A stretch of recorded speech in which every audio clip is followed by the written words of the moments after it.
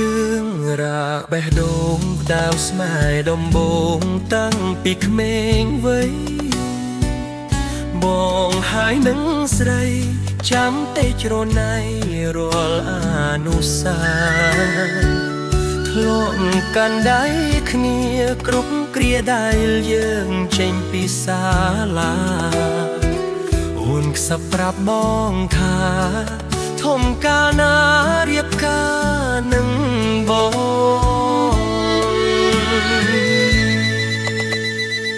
អ្វីប្រែប្រួលពេលនេះងើត្រើរៀនបន្តបានត្រឹមជូនបោឲ្យស្មួនបានល្អសំដូចបំណងទោះបីលំបាកអូនត្រូវខិតខំស៊ូណានួនល្អបងមានត្រឹមតែបេះដូងរងចាំអូនរៀនចប់បរិញ្ញាបេះដូងអ្នកស្រែចាំស្នេហ៍លុះថ្ងៃមរណាព្រួយក្នុងចិន្តាខ្លាចជីវ៉ាព្រួលប្រែចិត្តផ្សេងខ្លាចមានគេថែលេចអ្នកស្រែស្មោះស្នេហ៍ម្នាក់ឯងវិលវងវែងមិនដឹងថ្លែងប្រាប់អ្នកណា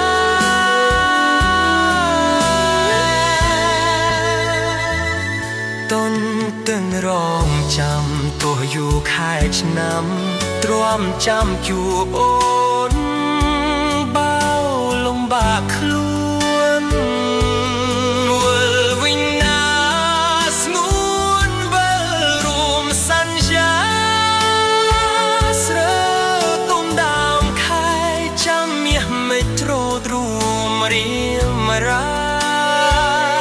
ខ្ទមស្រែកក្រោមខែភ្លឺថ្លាសួររកជីវ៉ាថ្ងៃណាវិលវិញ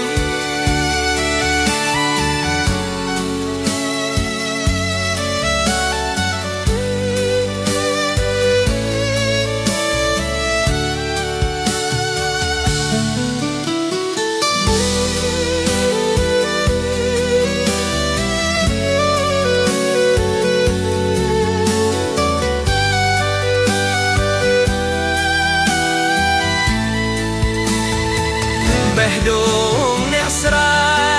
ចាំស្នេហ៍លុះថ្ងៃមរណា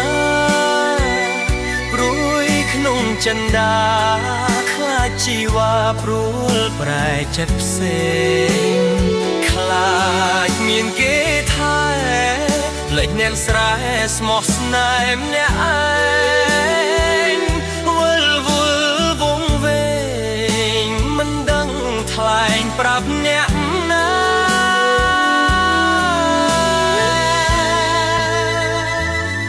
តន់ទាំងរងចាំទោះយូរខែឆ្នាំ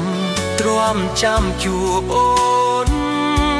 បាវលំបាកខ្លួនវិលវិញណាស្ងួនវិលរួមសន្យាស្រើទុំដើមខែចាំមាសមេត្រូទ្រូមរៀមរាស្រែកក្រោមខែភ្លឺថ្លាសួររកជីវ៉ា